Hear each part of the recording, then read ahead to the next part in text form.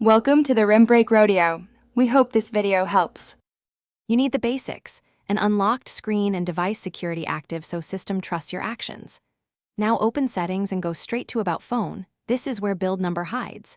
Tap build number 7 times, do it deliberately, because Android records rapid taps and shows a progress toast. Once you see you are a developer, go back to settings. Make sure to observe any OEM prompts or extra steps on customized skins before proceeding to developer controls. After enabling the developer menu, open Settings, then System or Additional Settings, then Developer Options. OEM names vary.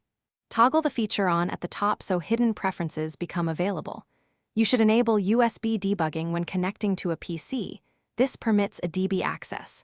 Adjust animator scale to speed UI animations and consider background process limit for testing memory behavior. Change one setting, observe the effect, and revert if unintended.